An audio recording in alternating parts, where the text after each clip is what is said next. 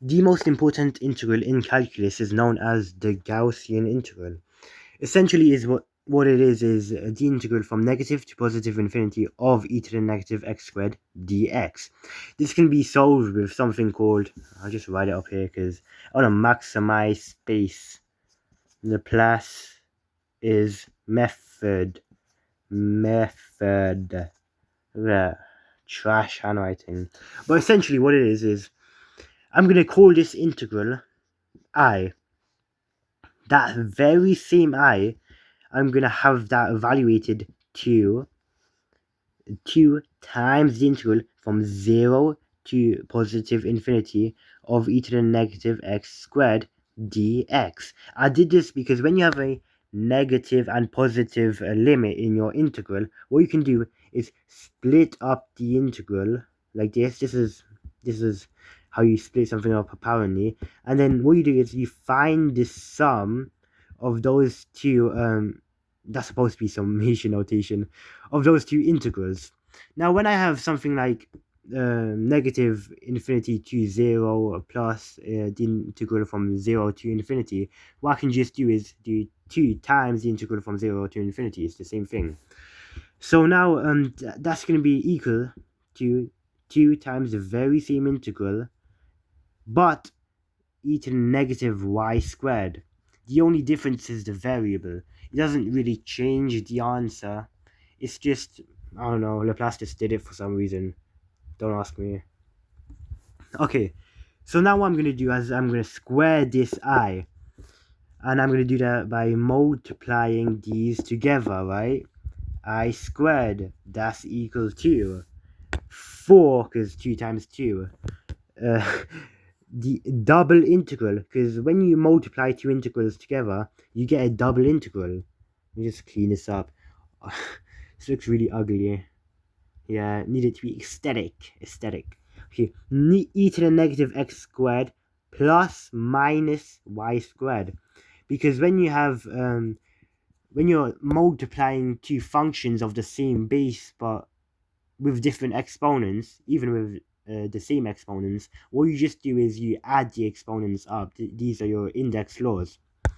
So now what I'm gonna do is I'm gonna introduce a parameter y is equal to tx, and now I'm gonna find dy. I can do that by differentiating y and t.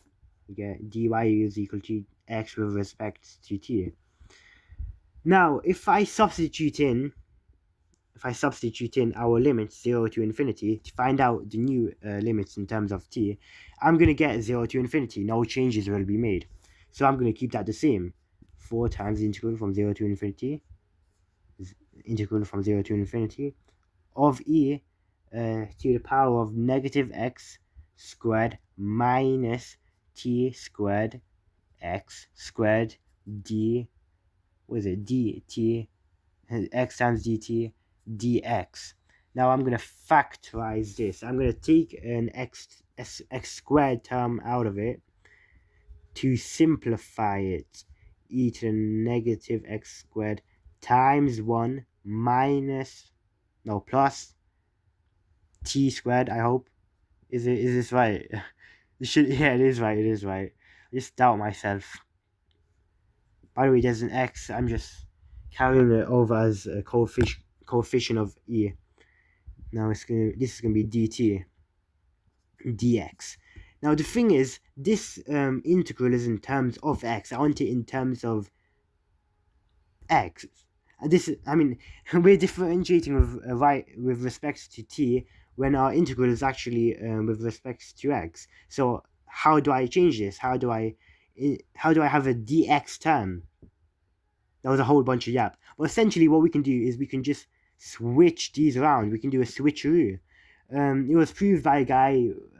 His name started with an F. I forgot what he's called. But we can switch these over, and it'll still be mathematically correct. And that's what I'm gonna do.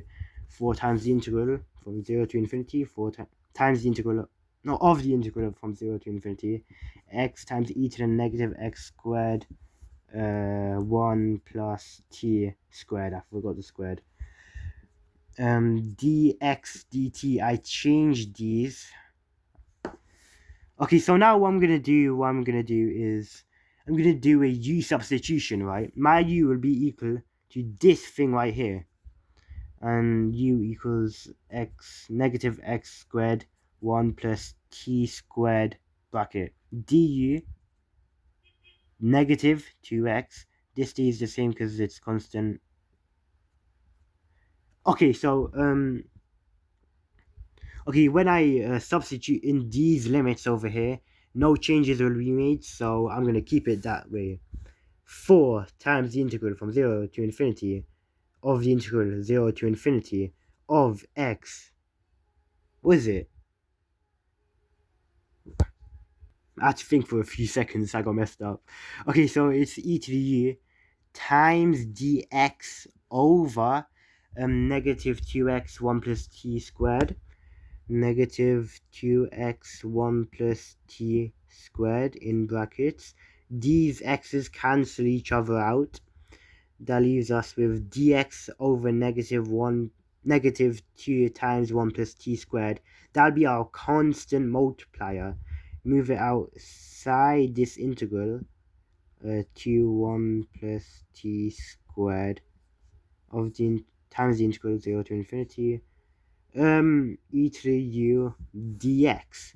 This is just easily 1 over negative 2 1 plus t squared times e to the u, because e to u is its own integral, it's its own derivative too.